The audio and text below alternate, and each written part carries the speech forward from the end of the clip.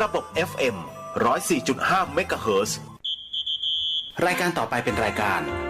เสียงธรรมจากสามเณรดำเนินรายการโดยสามเณรสมพงษ์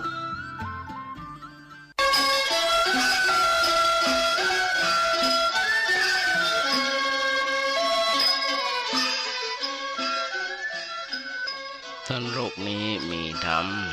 ประจำที่เมื่อทำดีจะไม่ดี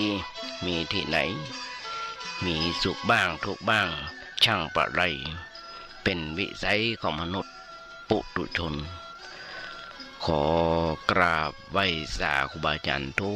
กท่านขอเจริญพรศรัทธาญาติโยมผู้ใฝ่ในศีลในธรรมทั้งหลายมาแล้วมาแหมแล้วรายการเสียงธรรมจากเนนน้อยสังเรือจากวัดประแดงทั้งนี้โดยการนำของท่านพระครูโคสิทธิปริยัติยพรเจ้าวัดประแดงเจ้าคณะตำบลสุเทพเขตหนึ่งเป็นประจำทุกวันพุธจาก 10 โมงจนถึง 11 โมงโดยประมาณดำเนินในการโดยธรรมภาพสัมมันเห็นสมบูรณ์สัมมันเห็นสมบูรณ์นั่งทำรายการอยู่ที่วัดประแดงส่งเสียงมายังสถานีวิทยุ FM 104.5 ของวัดไฟหินตามวัดไฟหินก็มีท่านพระครูสมุวิศวัตรวรกิจโจรนายสถานีและเจ้าอธิการจะมาได้รับความเมตตาจากครูบาอาจารย์หลายผู้หลายท่านด้วยกันได้จัดรายการวิทยุก็เป็นอย่างที่เคยอู้เป็นประจำว่าครูบาอาจารย์เพิ่นคอยส่งคอยเสริมคอยสั่งคอยสอนโดยเฉพาะท่านพระครูโคสิทธิปริยัติยพรหรือท่านพระครูปริยัติยานุศาสตร์หรืออาจารย์ดร.สวัยทุกวันนี้ญาติโยมทั้งหลายครูบาอาจารย์เพิ่นได้เคยสั่งเคยสอนไว้ตั้งแต่อ่อนแต่ออกว่าอยู่วัดจะไปอยู่บ่ได้มันไว้พระสวดโยโกห้องแล้วก็นำทำคำสอนองค์พระสัมมาสัมพุทธเจ้าอู้จ่าญาติโยมฟังพ้องอาตมาได้ทำตามที่ครูบาอาจารย์เพิ่นได้สอนไว้เป็นประจำตั้งแต่นั้นมาเพราะฉะนั้นญาติโยมมุ่งส่วนดำทั้งหลายฟังแล้วโทรศัพท์มาอู้มาจ่ามาคอมเมนต์เนี่ยภาษาบากิตว่านะมาอู้มาจ่ากันได้อันใดอู้ผิดอันใดอู้ถูกญาติโยมทั้งหลายยุคนี้เป็นยุคอิเล็กทรอนิกส์ยุคสื่อสารกันมาได้หันหน้าหันตากันด้วยแม้กระทั่งจะอยู่ต่างประเทศก็จังจะมาได้นั่งอู้นั่งจ่ากับท่านพระครูปริยัติยานุศาสตร์หรือว่าดร.สวัยโป้นเปิ้นอยู่ไอร์แลนด์ใต้หรือไม่ก็อยู่สหรัฐวัดพัดสิงห์สหรัฐก่อนยังออนไลน์อู้กันในเรื่องของธรรมะอยู่เป็นประจำบางวันลืมบางวันนะปัจจุบันลืมเก่ามีภารกิจหลายอย่างบอกว่าเปิ้นมาว่าตัวโดยสุขภาพธรรมาแล้วบอกเขาจะเต็มร้อยอย่างที่เคยบอกกับจะถึงวันญาติโยมทั้งหลายแต่ว่าก็อู้กันเพราะฉะนั้นญาติโยมจะมาเกิดได้ยังก็อู้ญาติโยมฟังเกิดได้อย่างได้ก็จะอู้ญาติโยมฟังอย่างครูบาอาจารย์เพิ่นได้บอกเลยญาติโยมทั้งหลายก็บ่ต้องไปเกิดอย่างนักว่านั่งฟังเน้นน้อยตัวนี้ก็นึกแค่ว่ามาเป็นกู้เป็นกิมใกล้จะเพลนแบบนี้ชะตาบาดของบางคนบางท่านกำลังทับเข้ากับเผากับปางทำอาหารกันกินให้ลูกหลานทานเต้ายุคนี้เป็นยุคโควิดบางคนก็บอกให้ได้ไปไหน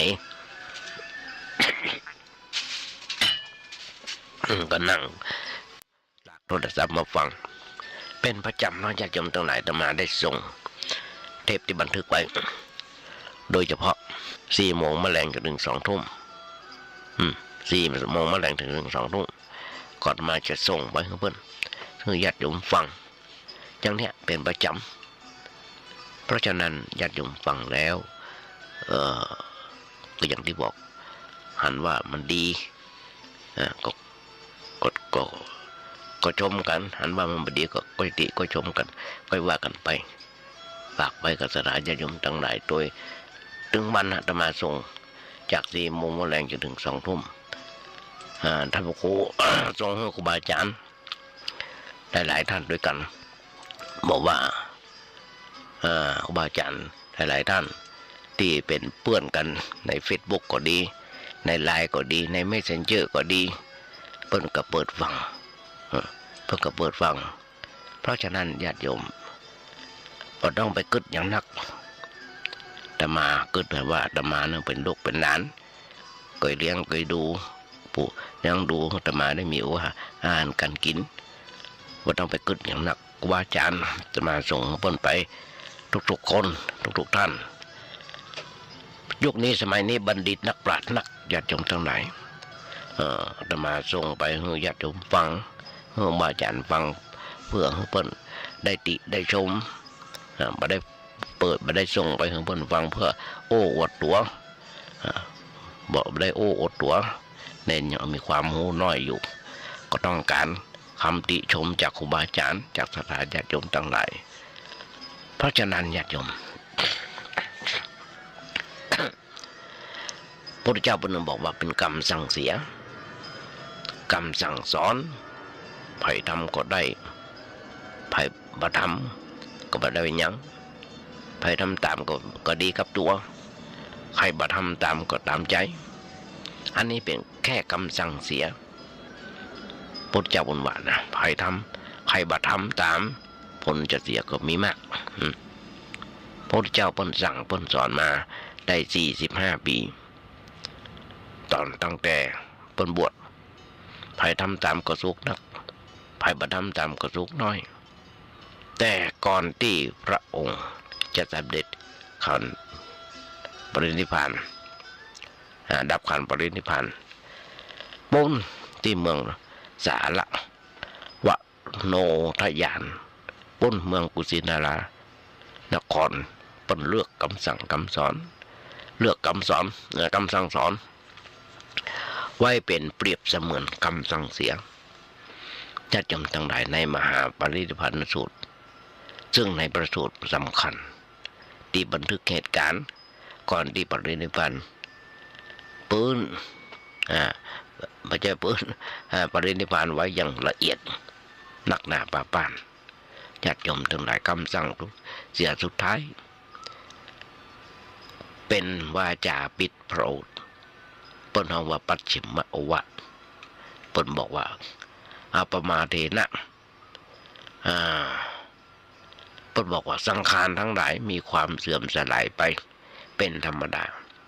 ญาติโยมทั้งหลายยังประโยชน์ตัวเก่าและประโยชน์คนอื่นให้ถึงพร้อมด้วยความประมาทอันก็ญาติโยมทั้งหลายสติเป็นบ่อเกิดแห่งความสำเร็จความประมาทเป็นประตูสู่ความล้มเหลวเป็นว่าอันน่ะ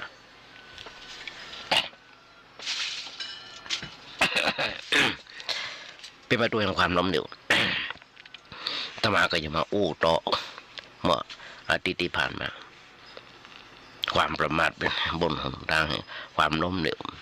นี่คือปัญหาชีวิตของสัตว์โลกญาติโยมทั้งหลายเป็นปัญหาของชีวิตของสัตว์โลกเพราะฉะนั้นอาตมาก็ยังอู้ต่อในที่เคยอู้ไว้ตั้งแต่ช่างหมกที่ลูกสาวเพิ่นได้อู้ได้จ๋า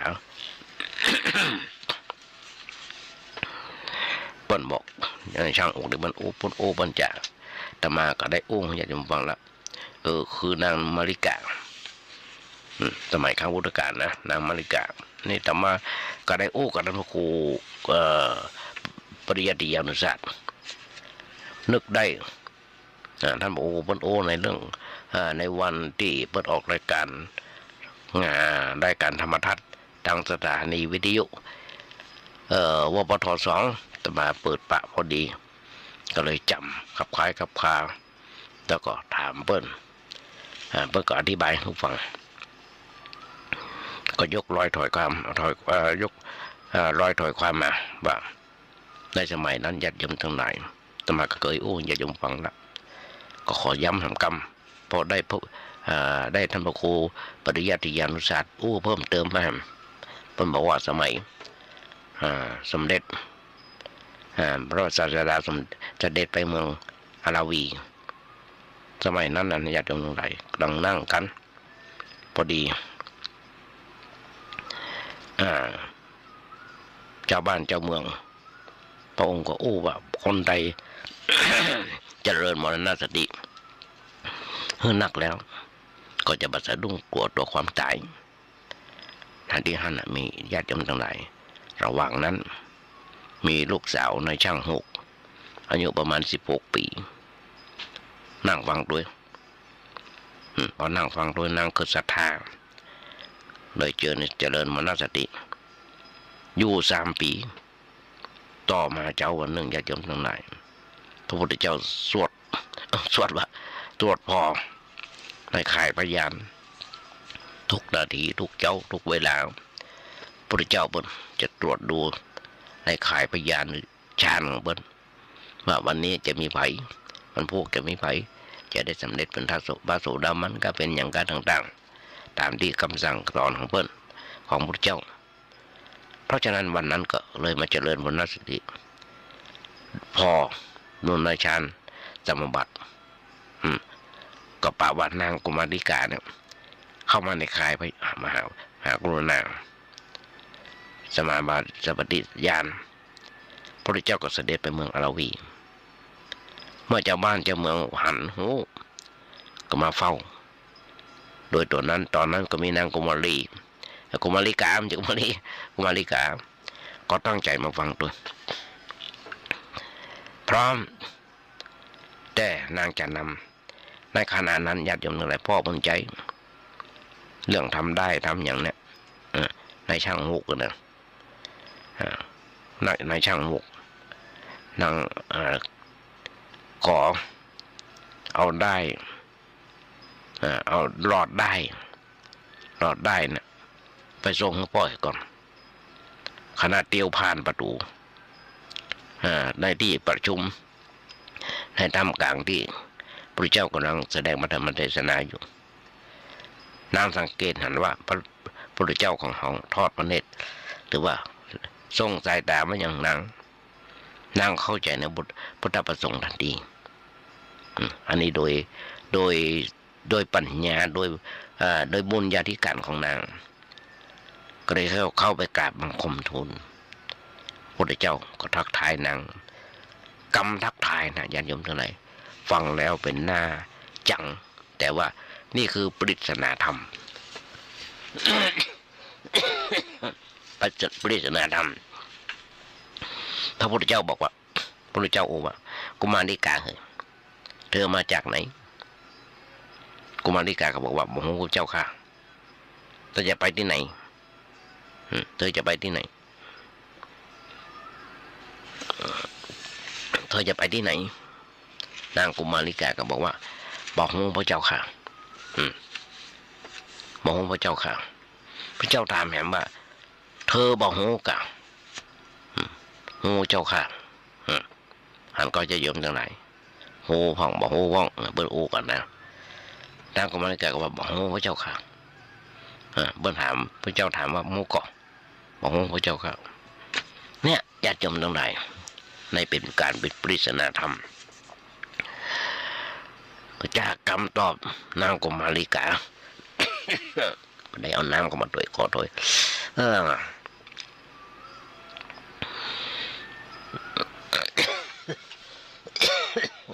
นางกุมาริกาจะชมตรงไหนทำกำโอ้ของนางทำมึงเจ้าบ้านเจ้าเมืองเราอีรู้สึกบ่พอใจที่นางตอบแบบนั้นแต่ที่จริงแล้วเป็นแบบหนึ่งของผู้มีปัญญาโต้ตอบปัญหาซึ่งกันและกันนะญาติโยมตรงไหนเพราะฉะนั้นมันเป็นปัญหาเป็นกรรมพระนองว่าคนที่มีภูมิปัญญาถึงกันจากกรรมกรรมถามกรรมตอบข้อที่1ที่2อย่างที่อู้เดียบอกพ่อบอกว่านางตอบว่านางบอกอันที่บอกนำหูมาจากที่ไหนก็คือว่าเกิดโน่นนี่ว่าเกิดชาติเนี้ยก็บอกว่าเมื่อจุติตายจากชาตินี้แล้วนางจะไปเกิดที่ไหนอันเนี้ยอย่าจำได้เป็นปัญหาชีวิตของสัตว์โลกของเราญาติโยม คนเฮาทุกเมื่อเช้าวัน มองคนบอกโหเราจะยมทางไหนมองจะตายเมื่อไหร่ตายที่ไหนนั่งตายนอนตายจะตายที่วัดก็จะตายที่บ้านก็จะตายที่หงยาก็จะตายข้างถนนก็ห้ามโหหรอ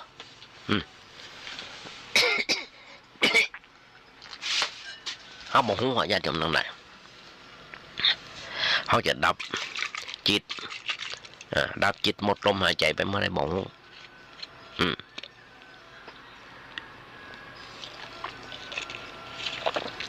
อันเนี้ยเป็นนางที่เบิ้ลอู้ไว้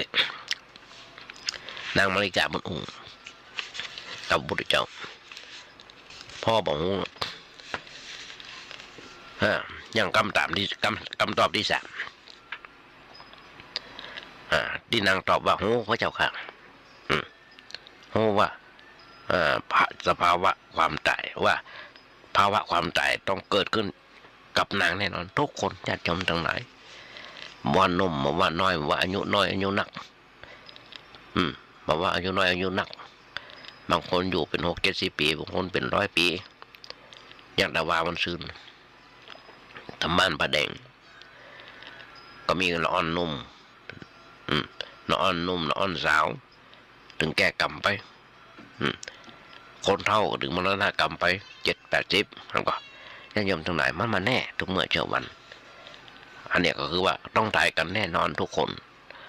เพราะว่าภัยทั้งนั้นว่ารู้เจ้าว่าเจ้าบ้านเจ้าจองตายเหมือนกันทั้งนั้นตายแน่นอนแต่จะตายเมื่อไหร่ตายที่ไหนอย่างไรแล้วก็ว่ากันมาถึงคำถามและคำตอบที่สี่การที่นางตอบว่าบอกเพราะนางบอกว่านางจะตายในเวลาใดเมื่อใดที่ไหนอันเนี้ยเป็นปัญหาทำอย่างที่มาโอนเรื่องลูกสาวในช่างหกที่ยกมาโอ้จะยมฟังบอกหรือบอกนั่นหมายถึงบอกความเป็นมาและความเป็นไปของชีวิตความเป็นมาเป็นไปของชีวิตต้นห้องว่าธรรมชาติบอกเรื่องราวชีวิตนี้ว่าอวิชชาคำว่าอวิชชาบอกก็อวิชชาเนี่ยญาติโยมทั้งหลายทุกเมื่อเจ้าวันหมู่เฮาทุกคนเป็นตัวสร้างภพสร้างชาติทำไมถึงเป็นการสร้างภพสร้างชาติอันเนี้ยพระเจ้าบอกว่าเป็นกฎปฏิจจสมุปบาทปฏิจจสมุปบาทในตมาว่าจะมาญาติโยมฟังทีหลังถ้าบ่ลืมนะมาเริ่มอวิชชาย่ำตัวมาด้วยปุญญาภิสังขารอปุญญาภิสังขารญาติโยมทั้งหลายคือทำกรรมดีพ้องกรรมชั่วพ้องและปฏิจจสมุปบาทต้องมาจบที่ชาติชรามรณะอันนำมาซึ่งปัญหาชีวิตทุกครั้งญาติโยมทั้งหลายนี่เป็นสิ่งที่แน่นอน อาการสุขภาพมาว่าวันนี้รู้สึกว่าจะเมาหัวแล้ว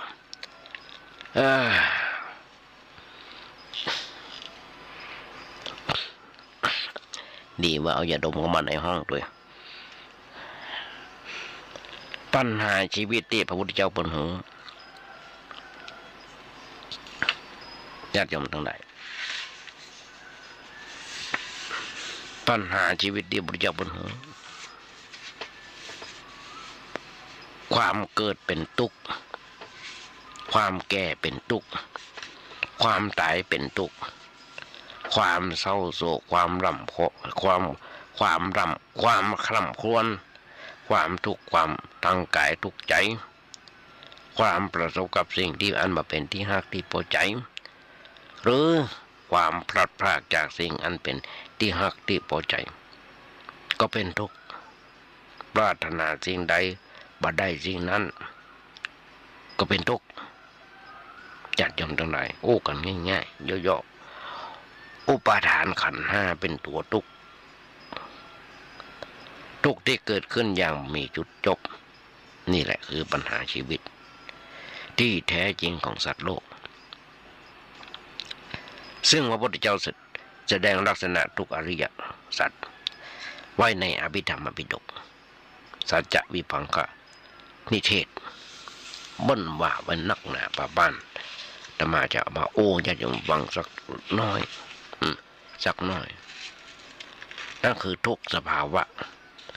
คือเบียดเบียนบีบคั้นทุกมาโดย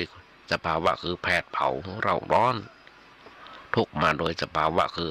อันปัจจัยปรุงแต่งทุกมาโดยสภาวะแปรปรวนอยู่เสมอนะญาติโยมทั้งหลายลักษณะเบียดเบียนแผดเผาแปรปรวนเป็นทุกข์ชัดเจนส่วนธรรมมันเป็นปัจจัยปรุงแต่งเป็นทุกข์เพราะตัวปัจจัยก็เป็นเหตุเป็นเหตุที่แปรปรวนเลยปรุงแต่งให้ชีวิตแปรปรวนไปญาติโยมทั้งหลายธรรมเราเนี่ยหรือว่าธรรมเราใดมีสภาวะอย่างที่ธรรมเหล่านั้นน่ะคือทุกอริยสัจทุกอริยสัจเป็นธรรมนิยามเป็นธรรมนิยามเป็นกฎเกณฑ์แน่นอนมีอยู่แล้วตามธรรมชาติบ่ใจกฎที่พระพุทธเจ้าได้องค์ใดมาบัญญัติไว้ไม่ใช่มีโดยธรรมชาติเลยเป็นกฎสากลยุคนี้สมัยนี้สากลที่เป็นไปกับชนทุกชาติเชื้อทุกศาสนาทุกผู้ทุกนามบ่เว้นเทพเจ้าบ่เว้นมนุษย์แม้กระทั่งมนุษย์แม้กระทั่งได้สัตว์ได้ฉานทุกชีวิตล้วนดำเนินไปตามกฎเกณฑ์นี้เสมอได้ก็คือว่าทุกชีวิตต้องเวียนว่ายตายเกิดอยู่แต่ในห้องน้ำแห่งชาติทุกชราทุกมรณะทุกซ้ำแล้วซ้ำแห่งทุกเนี่ยจะโดยเบียดเบียนชีวิตโดยแผดเผาชีวิตตลอดไปตราบใดที่ยังข้ามบ่พ้นวัฏสงสารปัญหาชีวิตก็มีวันจบวันสิ้นนี่แหละทุกอริยสัจกันง่ายๆญาติโยมทั้งหลายเปิ้นห้องว่าคือทุกข์กับทุกข์ทุกข์กับทุกข์มันว่าทุกข์กับทุกข์ได้แก่ทุกข์ต่างๆ เกิดขึ้นบ่อยๆทำได้ง่ายๆเช่นทุกขเวทนาทางกายพ้องโทมนัสเวทนาพ้องในทางใจพ้องซึ่งเป็นทุกข์ตรงๆที่เราต่างคนต่างเคยประสบกันมาหรือกำลังเผชิญอยู่เช่นอุบัติเหตุต่างๆความเจ็บไข้ความเศร้าโศกเสียใจความห่วงใยความวิตกทุกข์ร้อนเป็นต้นญาติมาภาพมันก็เป็นทุกข์ในเรื่องของสุขภาพในเรื่องของสุขภาพ 3 วันดี4 วันไข้ก็เดียวเป็นนั่นเนี่ยเป็นนี่ก็ขนาดในขนาดระหว่างที่จะมานั่งญาติโยมเป็นเมาหัวบ้านหมุนแข่งใจนั่งญาติโยมเขาอย่าดมมันดมอันนี้เป็นทุกข์ละ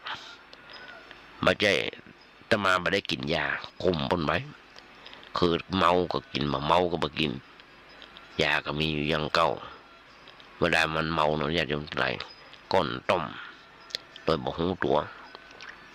อันนี้เป็นทุกข์อย่างหนึ่งของธรรมาภาพเพราะฉะนั้นญาติโยมทั้งหลายเป็นทุกข์ต่างอ้อมเป็นทุกข์แอบแฝงซ่อนเร้นหันได้ยากอย่างพุทธเจ้าบทไว้กับพระอานนท์ว่าดูก่อนอานนท์เถิดชราธรรมย่อมปรากฏมีในความเป็นหนุ่มสาวพยาธิธรรมย่อมปรากฏมีในความบ่มีโรคมรณะธรรมย่อมปรากฏมีในชีวิต บางคนญาติโยมทั้งหลายโกหนุ่มสาวผัวเมียแต่งงานอยู่กับกันจมเดือดตายก็บ่ตายช่วยได้ก็ไปกินก็เล่าเนี่ยพอเพิ่นตายไปแต่แล้วเป็นให้หอนวันตุกมีญาติโยมทั้งหลายดีนี่เป็นแบบนี้หรอคนเฮานะเพราะฉะนั้นพระพุทธเจ้าอย่างที่ตั้งนนตรงแรกความมามีโรคมามีความเป็นเจ็บไข้เป็นที่สุด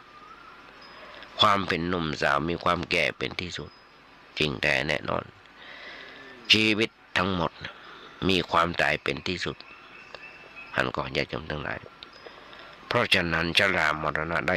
แอบตัวมาพร้อมกับความเกิดมันไล่ด้วยก้นเฮามาถึงวันเฮาจะนึกบ่าเฮานึกแก่หนุ่มโดยถึงวันบ่ใช่เฮาต้องแก่เป็นวันเฮาไม่ใช่ว่าตายกับบ่แก่ว่านุ่มยังไม่ตายแล้วสาวบ่ตายแล้วตายเหมือนกันทุกคนทุกนี่รัฐมรณกรรมมาถึงมาเวลาเปรียบเสมือนกันง่ายๆถ้าเหตุออกสังเกตออกตั้งแต่รุ่นจีเมื่อก่อนบนหางว่าตุ้มโผล่จากออกบนดินมาฝนตกมันโผล่จากบนดินมามีฝุ่นติดมาตัวเนาะมีขี้เปลือกขี้ดินติดมาตัวแต่มันใหญ่แล้วหรือว่ากันง่ายๆอย่างคนเฮานะใหญ่เป็นหนุ่มเป็นสาวนะความฉลาดก็แอบซ่อนตัวมาแหมซ่อนได้ไหมแหมชีวิตแต่ช่วงต้นญาติโยมทั้งหลายพอดูหันว่าแข็งแรงร่าเริงแจ่มใสแต่ก็สั้นเต็มทีเพ้อกำเดียวแต่ไหนญาติโยมทั้งหลายถ้าเขาเผลอนะถ้าเขาเผลอแป๊บเดียวอายุก็อย่างเขา24-25นะชันลาเป็นว่านะความเท่าก็แอบมาเริ่มเปิดเผยตัวเปิดเผยอย่างไรผิวพรรณวันนะที่เคยผ่องใสก็เริ่มละทิ้งคนหนุ่มสาวไปพอย่างเข้ามัดเข็มมาไว้ชลาก็ยิ่งปรากฏยุคนี้สมัยนี้อยากจำทั้งหลายจะเป็นนึกว่าไปดึงหน้าดึงตาต่างประเทศฉีดโบท็อกอันนั้นอันนี้มันจะเป็นนุ่มเป็นสาวมันบ่จีหลังมันบ่จีหลังญาติโยมทั้งหลายบางคนสรรหากันในเรื่องของสมุนไพรหรือว่าอันอย่างต่างๆที่โฆษณากันตามทีวีโฆษณาตามคลินิกอย่างต่างๆคลินิกเสริมความงามอย่างต่างกระชากไว้เดี๋ยวเขาว่าบางคนบินไปเมืองนอกเมืองนาไปฉีดโบท็อกอย่างต่างๆเขาหน้าเขาตาเป็นหนุ่มเป็นสาวจนบางคนจำมาได้แต่มันก็ช่วยยังมาได้นักช่วยยังมาได้นักเพราะความฉลาดในร่างกายของคนเฮามันต้วยมาอย่างที่บอกต้วยมาติดๆนะเพราะฉะนั้นพอย่างเขามาเชื่อมไว้ความฉลาดก็ยิ่งปรากฏพอเข้าสู่ปัจฉิมไม่ไหวก็กลายเป็นคนแก่คนเฒ่าต้องพากันป้นเป็นลำมวยจีนบางคนเตียวอย่างธรรมาเนี่ยเตียวแวดบดไม่ได้เตียวเพื่อออกกำลังนะเตียวเพื่อบำบัดอัมพฤกษ์บางคนพอเด้อดำใกล้ๆต้องใกล้ๆเจ้าไม่เจ้านะญาติโยมทั้งหลายตี 5-6 โมงเนี่ยถึง 7 โมงเนี่ยจะมีหันคนเท่าคนแก่ลำมวยจีนอยู่แต่มันก็จ็อกกิ้งเขาว่าวิ่งกันแวดสนามหญ้าเป็นประจำแต่มานั่งอยู่ที่กุฏิเนี่ยก็หันญาติโยมวิ่งขึ้นวิ่งลงนะตามถนนข้างโบสถ์หันถึงวันญาติโยมทั้งหลายเพราะฉะนั้นที่แท้เปิ้นว่าอยู่กับขันน้ำมันต่อสู้กับขันน้ำมันต่อสู้กับมันที่บ่ปรากฏตัวที่แต่ก็เป็นมารจริงๆมารจริงๆนั่นแหละก็ต่อสู้ ก็คู่ต่อสู้ของเขาคือตัวมัจจุมานบอกว่าจะเป็นภัยก็จ้างบอกว่ายาจกเศรษฐีหรือยาจกล้วนตกอยู่ในอำนาจของมารในที่สุดความชรากับป่าสัตว์ไปสู่แดนประหารอย่างที่มีในอย่างก็แน่จำไม่ได้ละอัตถกถาสองสังสะอุปนิยสูตรอุปมาว่าสัตว์โลกเหมือนฝูงงัวหรือว่าที่นายโคบานที่นายโคบานตอนไปฉันใด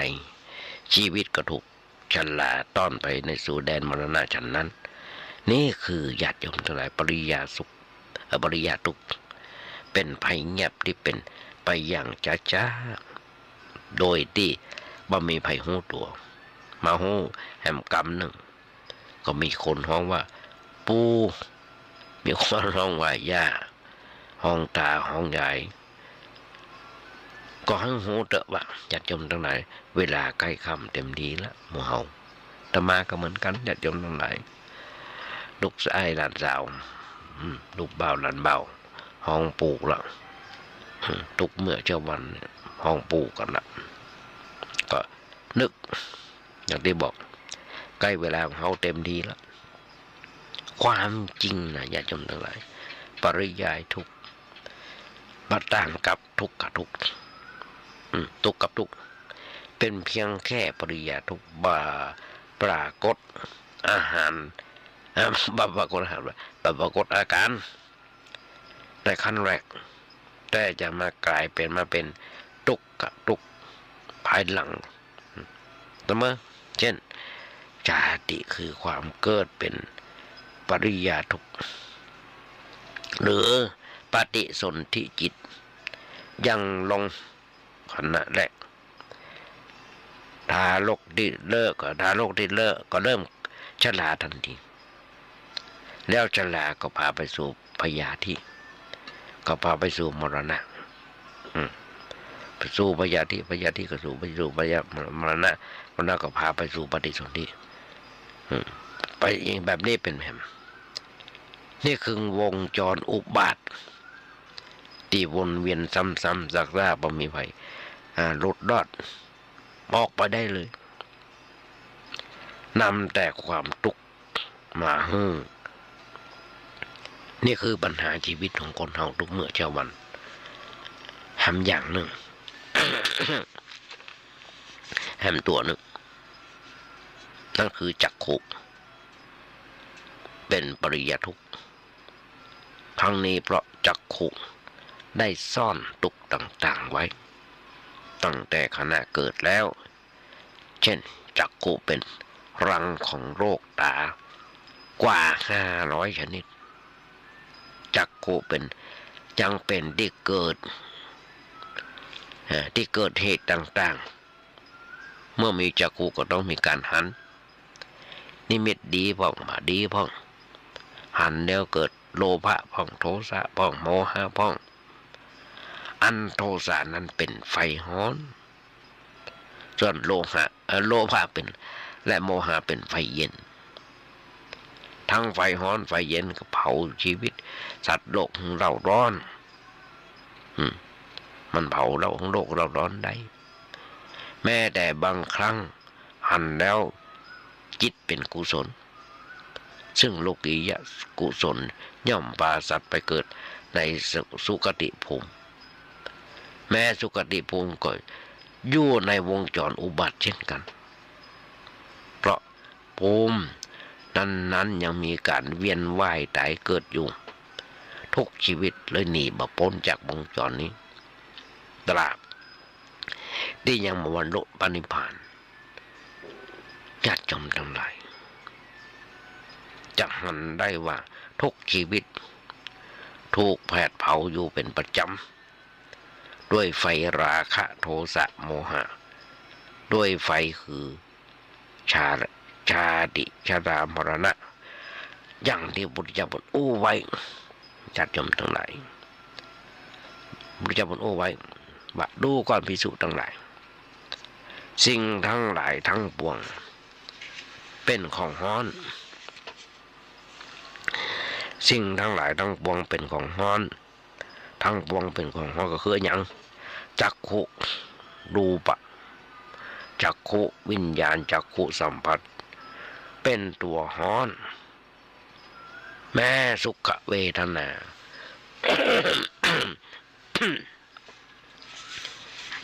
แม้แต่สุขเวทนาก็เป็นตัวฮ้อน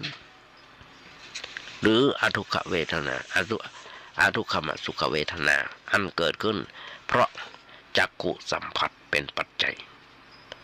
ก็เป็นของฮ้อนฮ้อนเพราะอะไรอย่างปนอูว่าฮ้อนเพราะไฟคือราคะโทสะโมหะร้อนเพราะไฟคือชาติชรามรณะโสกะปริเทวะทุกโทมนัสอุปสายะอุปายาสะอันก็ญาติโยมทั้งหลายแม้กระทั่งโสทวารคณทวารชื่อสิวหาทวารกายทวารมโนทวารก็เป็นของฮ้อน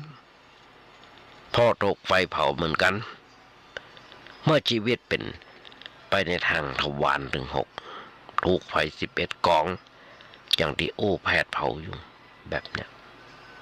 ความตุกความเดาร้อนจะมีนักสักเพียงใดจะมีนักขนาดไหนก็จังจะโอ้ได้ว่าชีวิตเนี่ยคือทุกข์หรือทุกข์ก็คือชีวิต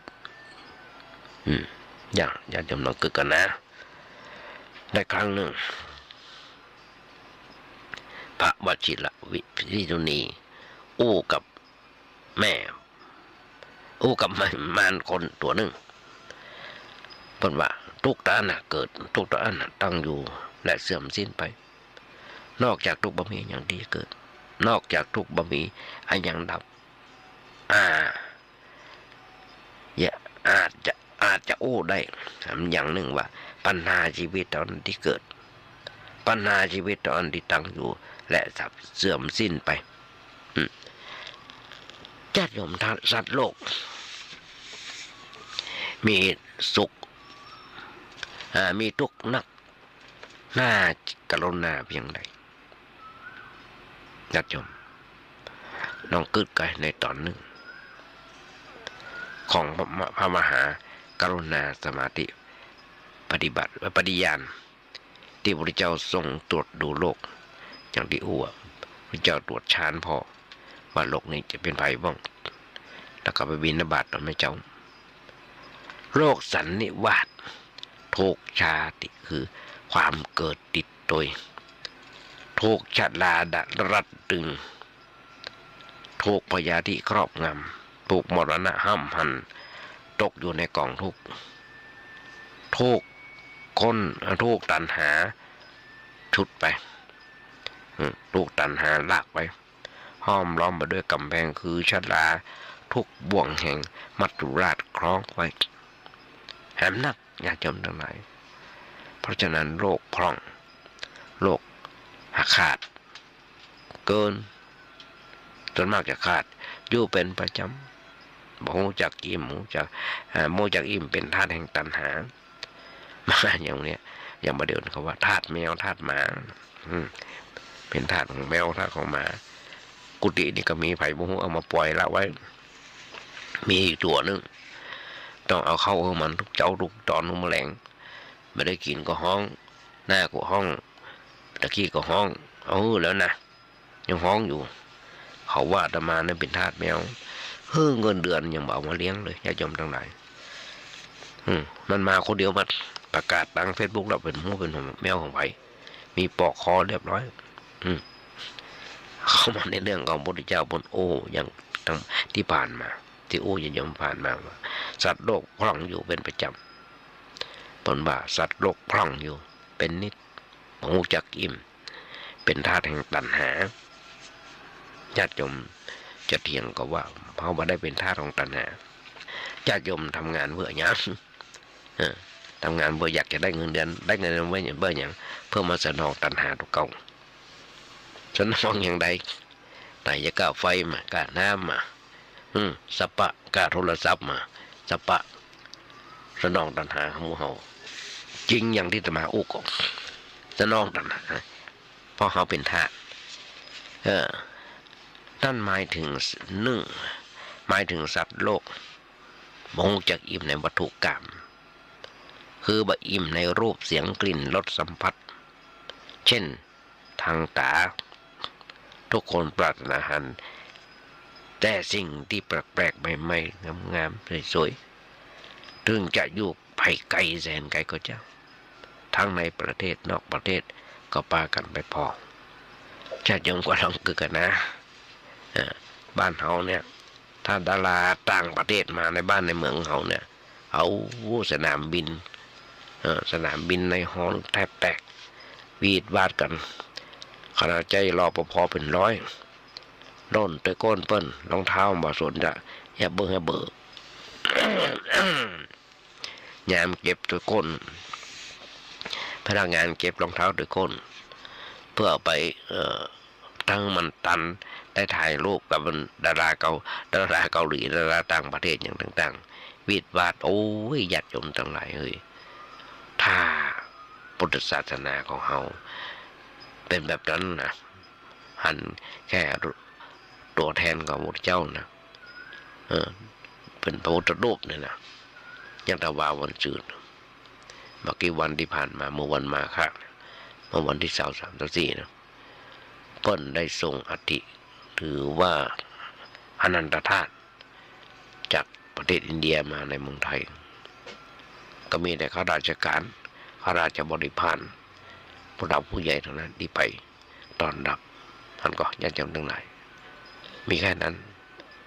หนุ่มสาวในเอกนอนของเรื่องละไม่ได้สนใจเนอะนอกจากเกาหลีนอกจากอย่างบนห้องว่าอย่างภาษาปากีสถานมา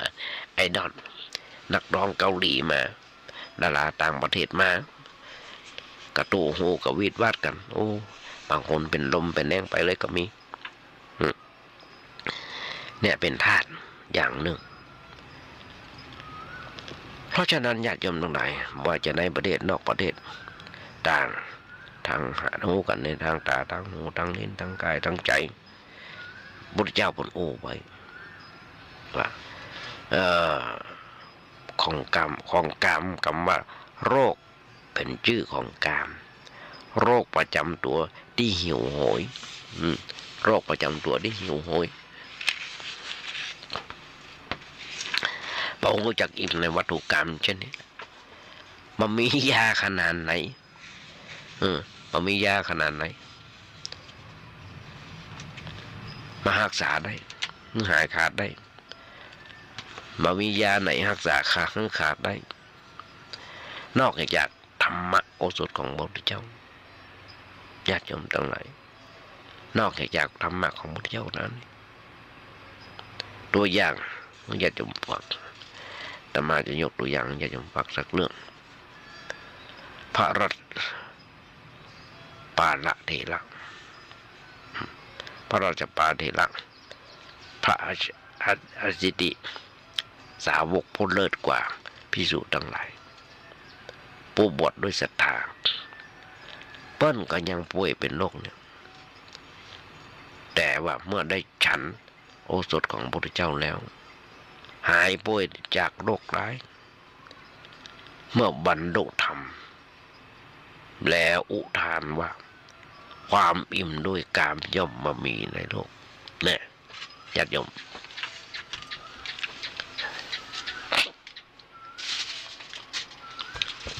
ความบ่อิ่มด้วยกามย่อมมามีในโลกอันนี้ขณะเบิ้ลบรรลุแล้วเพื่ออุทานเลยนะเมื่อโรคพร่องหรือว่าโรคขาดอยู่เป็นนิดทุกชีวิตต้องทุกจากการแสวงหาแต่เมื่อได้วัตถุกรรมมาแล้วยังต้องเดือดร้อนเพราะการรักษาแหมเดือดร้อนเพราะรักษานะ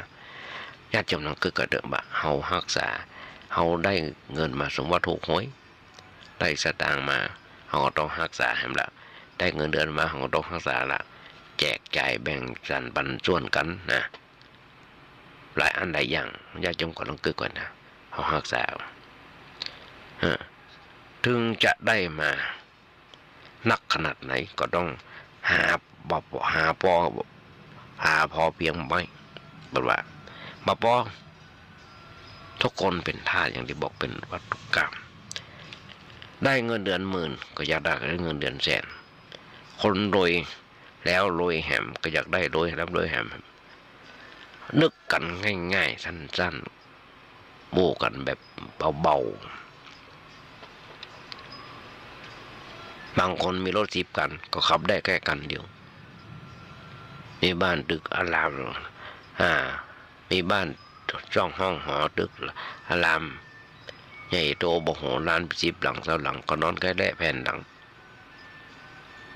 ญาติโยมทั้งหลายที่นอนที่แปลงที่สุดคือห้อง ICU ก็ถือดีที่นอนที่แปลงที่สุดคือห้อง ICU ไม่ใช่ที่นอนคฤหาสน์ที่แปลงที่สุด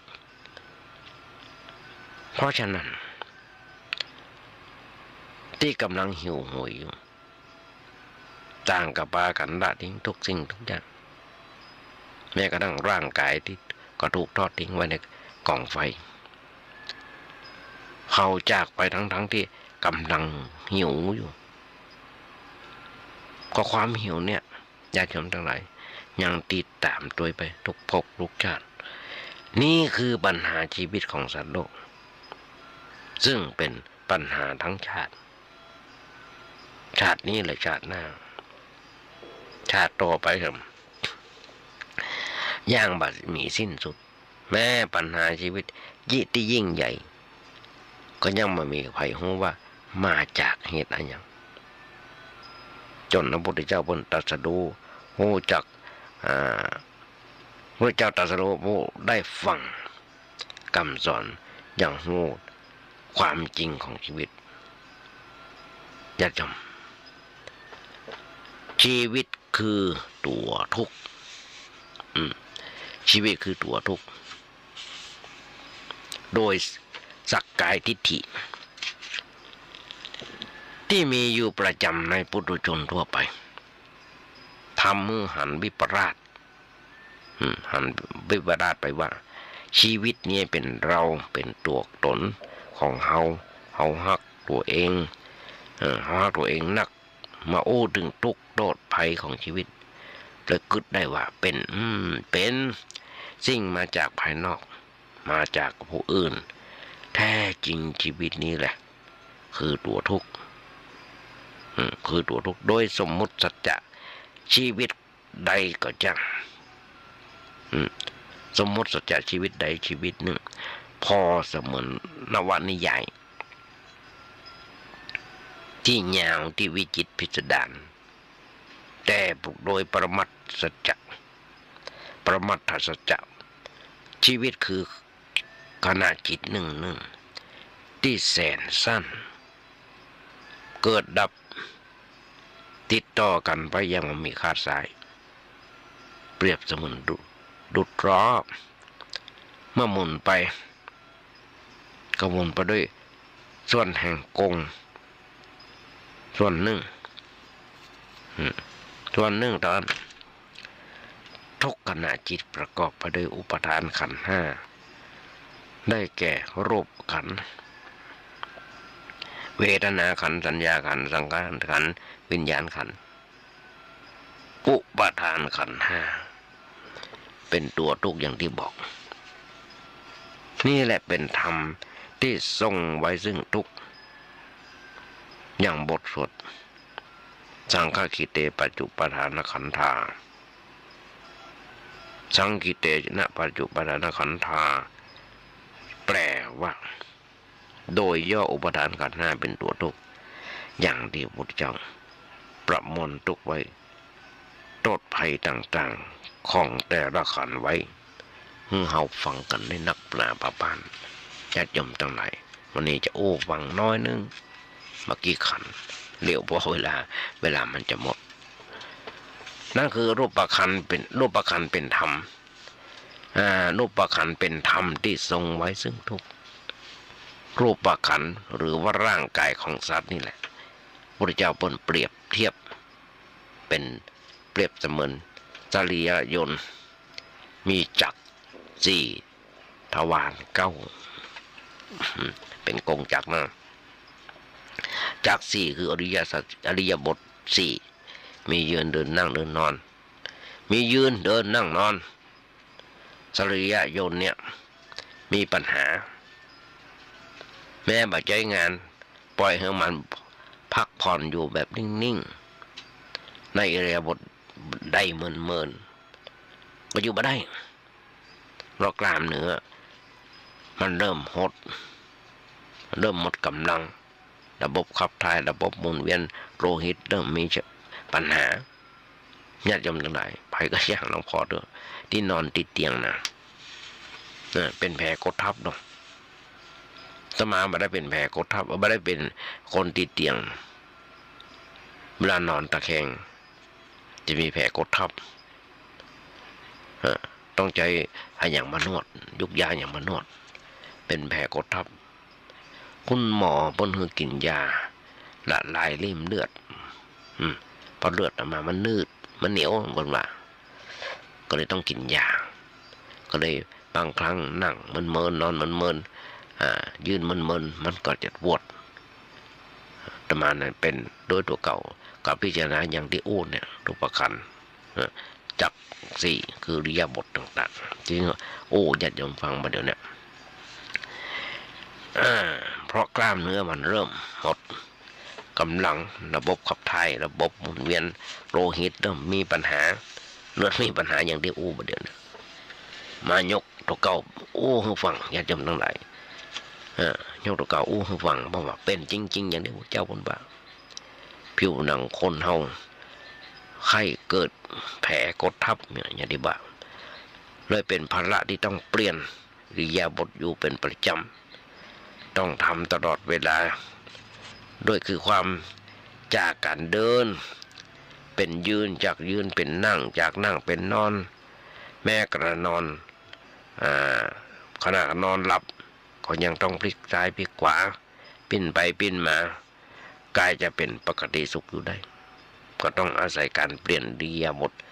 นี่แหละญาติโยมทั้งหลายคนเฮาทุกเมื่อเจ้าบันครูอาจารย์เพิ่นสอนว่าการเจริญสมาธิไม่ว่าจะเป็นนั่งหรือยืนเดินนอนเดินอย่างต่างๆเป็นสมาธิได้เปลี่ยนเป็นอิริยาบถทุกอิริยาบถได้เปลี่ยนได้ทำได้อิริยาบถจะเป็นจึงเลยเป็นตัวปิดบังบ่ฮื้อเป็นหันทุกข์อันนี้เพียงแค่ปัญหาเรื่องในหลายปัญหาที่แอบแฝงมากับชีวิตโดยบ่มีใครคาดคิดว่าอิริยาบถจะเป็นตัวปัญหาคนทั่วไปมักคิดว่านั่นเป็นเรื่องธรรมชาติบ่ใจอย่างนั้นญาติโยมทั้งหลายเพิ่นฮ้องว่าจักสี่ที่บอกบ่นะคือยืนเดินนั่งนอนนั่นนะและมาทวารเก้าแต่ว่าเวลาจะหมดแล้วต้องขอแปะญาติโยมไว้ก่อนก็ให้มาโอ้ญาติโยมฟังในวันหลังถ้ามาลืมนะแต่มาทั้งหมดกึดอย่างได้ก็จะโอ้ญาติโยมฟังก็เลยว่ามีการจะลืมไปพ้องขนาดโจทย์ไว้นะญาติโยมทั้งหลายจดไว้ก็ยังลืมเลยบางครั้งบางทีจดไว้ก็ยังลืมเลยเพราะฉะนั้นฝากไว้ก่อนสำหรับวันนี้ญาติโยมทั้งหลายก่อนจะนำรายการนี้จากไปนั้นหลายอันหลายอย่างที่อาตมาได้โอ้ญาติโยมฟังบางทีถูกพ้องมาถูกพ้องกึดอย่างได้ก็จะโอ้ญาติโยมฟังอย่างที่บอกเลยถูกพ้องผิดพ้องก็อย่างที่บอกเพิ่นบอกคำสั่งสอนใครจะทำก็ได้มาทำก็ได้มันกับศีล5 ข้อใครทำได้ยึดและปฏิบัติได้ในเรื่องของศีล5 ข้อใครทำได้ก็เป็นเรื่องของตัวเองเป็นบุญของตัวเองแล้วจะลามไปถึงคนอื่นมีความสุขบ้านวันใจครอบครัวก็สุขบ้านวันใจและตัวเขาก็มีความปลอดโปร่งโล่งดี ถ้าเรามีศีลแต่ถ้าเรามีศีลแพ้ก็จะเขาก็จะเดือดร้อนท้อนไหม้กันทุกตัวทุกคนหันอยู่ญาติโยมทั้งหลายคนเฮานะเพิ่นบอกว่าอายุเพิ่มขึ้นต้องมันเข้าวัด ต้องมันเข้าวัดโดยเฉพาะครบ9 วัดยิ่งดี ยิ่งดีญาติโยมฟังเนอะเป็นมงคลกับชีวิตวัดที่จะแนะนำให้ญาติโยมฟังนี่ครูบาอาจารย์เป็นว่าหลายอย่าง1วัดความดันวรวิหาร2วัดเบาหวานวนาราม3วัดคอเลสเตอรอล4มาคาม4วัดไตรกีสไลนิเวศ5วัดหัวใจรามาวิหาร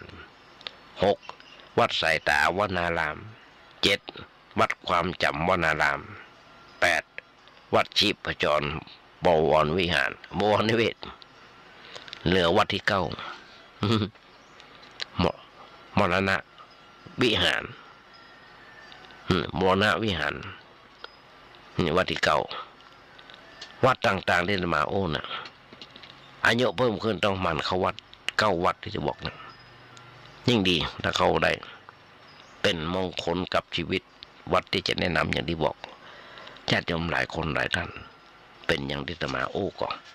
ถ้าได้แล้วขาดวันนี้ญาติโยมเหลือเวลาน้อยก่อนจะรายการนี้จากไปก็งานบุญงานกุศลเอิญญาติโยมฟังทั้งเรื่องซึ่งทางวัดประแดงเขามีการก่อร่างห้างแปลงซ่อมแซมเสนาสนะหลายอันหลายอย่างสำเร็จรุ่ร่วงไปโดยที่ท่านพระครูสิทธิปริยัติยาพรเจ้าวัดประแดงและคณะกรรมการตอนนี้มีการจะก่อร่างห้างแปลงศาลาอนุสรณ์พระเจ้าติโลกราชกำลังจะทำกันแต่ว่าตอนนี้ทำแบบทำแปลนอยู่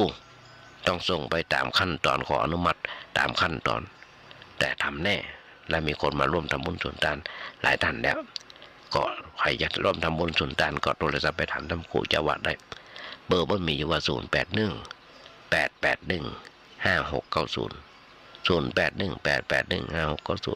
เอาล่ะญาติโยมทั้งหลายวางใจเป็นอย่างยิ่งว่าวันนี้ญาติโยมคงได้อันอย่างมากก็น้อยกับเนน้อยตัวนี้รายการวันนี้กราบขอบพระคุณในน้ำใจของท่านพระครูสมุวิศวัตรวรกิจโจรในสถานีและเจ้าอธิการที่เมตตาธรรมภาพได้โอ้ได้จ่าเอาธรรมะมาโอ้ญาติโยมทั้งหลายตลอดมาและตั้งแต่นี้ต่อไปทำรายการวันนี้ขอบคุณท่านพระครูสมุวิศวัตรวรกิจโจและสถานญาติโยมทั้งหลายว่าวันนี้อาจจะเป็นวันครบรอบวันเกิดของใครคนใดคนหนึ่งแต่มาก็ขออวยพรให้ญาติโยมทั้งหลายขอมีความสุขมีความเจริญคิดถึงนึกถึงได้สมความมุ่งมั่นปรารถนาขอญาติโยมอย่าเจ็บอย่าไข้กันเลยขอเจริญพร